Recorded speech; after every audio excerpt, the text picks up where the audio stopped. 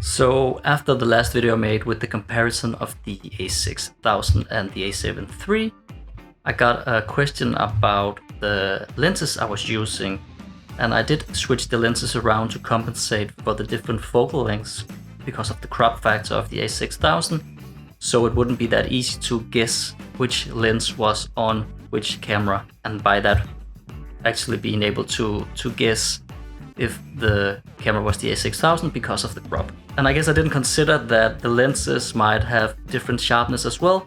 So today I'm just going to make a similar comparison as I did in the last video, but using the same lenses on the different cameras to see if we can see any difference in the sharpness of the video quality on the a6000 and the a7 III. And as you can see, the setup is quite simple. I've just set up this Lego figure over here, and I have a simple backdrop, some light to shine some light on the product, and then I am basically just taking different shots of this with different lenses here in my little room. So right now we have the a6000 here with the 85mm, and yeah, that's it.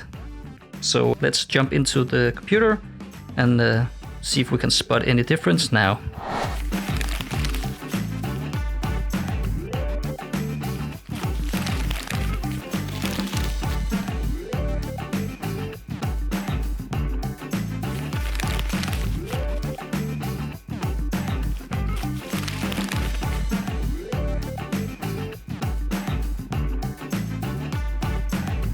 So this time I actually exported the clips to see how it would look on YouTube before I decided which I thought was most sharp. And what I noticed is there's a little color play going on around the shield of the Lego man, and that is because of the color grade. I think that I try to adjust the colors, and the image is more or less just falling a little bit apart on the a6000.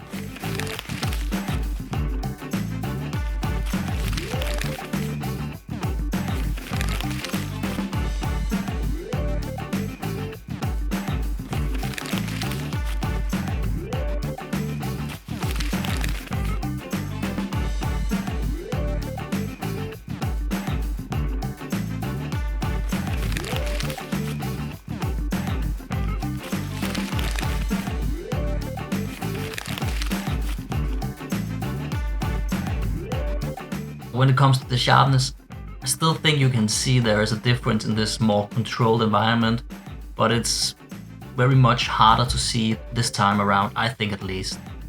And even though I try to set the focus the same way every time, the object was still so little, so the focus might have drifted a bit, which was hard to tell, especially on the a6000, because it doesn't have any sort of focus peaking to see what is in focus.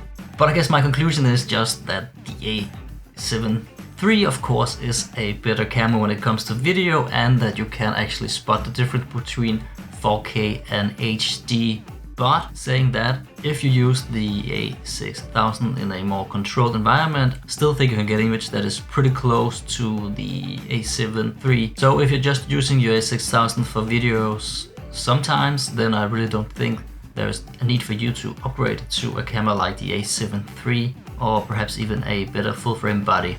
So since the last video I have upgraded my camera portfolio, and I have now bought the a7S III, which I'm really looking forward to see if it can produce better images than the a7 III.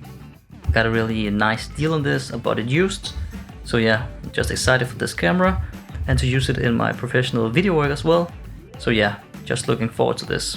Anyway, this is all for now. I hope you like this comparison video again. I do think it's quite fun to see the difference between the cameras, because most of us get caught up in the specs of the cameras, and then we don't really know how the specs turns out in real life. And this is a fun way to see what's actually going on and to compare the image for these cameras to see if the difference is big enough for us to upgrade or buy another camera. Anyway guys, I will see you around. Take care. Boy.